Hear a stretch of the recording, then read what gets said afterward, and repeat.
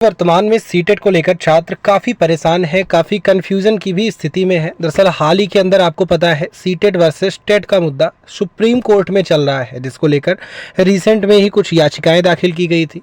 कल उसके ऊपर कोर्ट का डिसीज़न आया था। डिसीज़न क्या था वो तो मैंने प्रॉपर वीडियो से बताया था। हालांकि इस केस को पास आउट किया गया था, लेकिन अब सबसे बड़ा सवाल ये है कि क्या मान लीजिए अभी इस पर डिसीजन आता है नहीं आता, ये बात तो ठीक है, क्योंकि इसके पहले हमने देखा था बीएड वर्सेस बीएसटीसी का जो मुद्दा था वो भी काफ़ी लंबे समय से चल रहा था और लोगों के द्वारा कहा जा रहा था कि बीएड को प्राथमिक से बाहर नहीं किया जाएगा क्योंकि इनकी संख्याएं ज़्यादा हैं।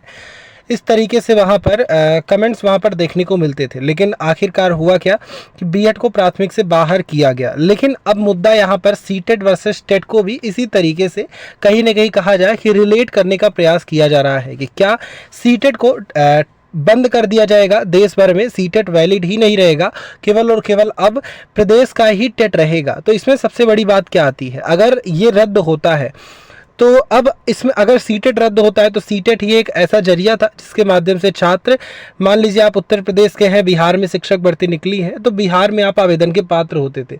मान लीजिए आप किसी अन्य राज्य के छात्र हैं, अगर वैकेंसीज दिल्ली के अंदर निकलती थी तो वहाँ पर आप पात्र होते थे, वहाँ पर उसके जरिए आप आवेदन करते थे। तो क्या अब अगर सीटेट मान्य नहीं होता तो क्या आप आवेदन कर पाएंगे या फिर नहीं, इन सारी बातों के ऊपर भी हम चर्चा करेंगे। और क्या वास्तविक में सीटेट का वैलिडेशन जो है वो ख़त्म होगा, सीटेट को पूरी तरह से रद्द किया जाएगा, सारी बातें प्रॉपरली होंगी। सभी से रिक्वेस्ट है वीडियो को पूरा देखें, चैनल को भी सब्सक्राइब कर लें।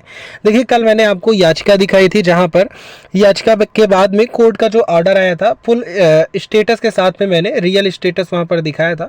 वहाँ पर 10 सितंबर की डेट लगी है, वहाँ पर ये कहा गया है कि 10 सितंबर को इसके ऊपर डिसीजन होगा। अब सबसे पहले हम समझते हैं क्या 10 सितंबर को डिसीजन हो पाएगा। देखिए यहाँ पर सबसे पहला मुद्दा ये है, समझने की बात ये है कि सीटेट जो है वो सीबीएसई कंडक्ट कराता है।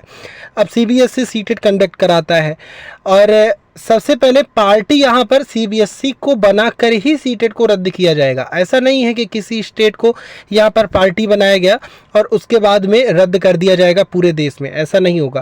पहले पार्टी बनाना होगा सीबीएसई को एनसीटीई के मार्फत, फिर उसके बाद तब जाकर कहीं ना कहीं सीटेट के ऊपर फाइनल डिसीजन होगा। तो अभी मेरे हिसाब से अभी इतना जल्दी कुछ फैसला नहीं आने वाला है। फिलहाल मेरे हिसाब से सीटेट इनवैलिड नहीं होगा, सीटेट को रद्द नहीं किया जाएगा क्योंकि काफ़ी बड़ा डिसीजन होगा।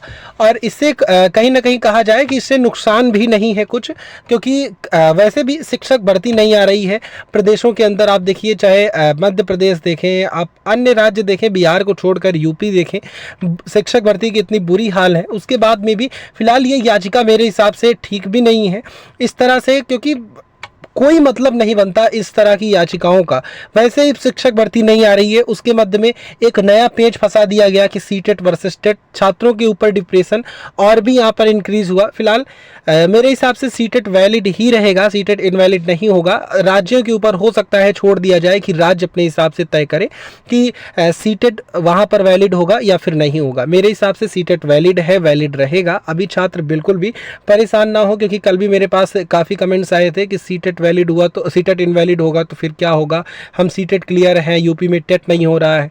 तो मेरे हिसाब से अभी आपको परेशान होने की ज़रूरत नहीं है, अभी केवल वेट करें और ये डिसीजन काफ़ी लंबा जाएगा।